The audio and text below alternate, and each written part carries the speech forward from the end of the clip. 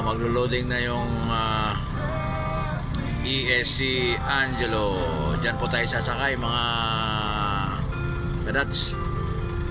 Ayan o. Dito po tayo, diyan po tayo sasakay. At itong katabi ay na lumubog na Montenegro shipping line. Ayan o. Mabuti na lang sa pier na lumubog. Ayan. Ayan po yung ating sasakyan na barko.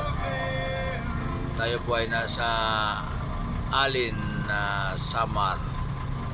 Nasa Bisaya po tayo. Patungong Matnog, Sorsogon. Ayan mga kanats. Ayan, wala na po tayong pasahero. Ayan.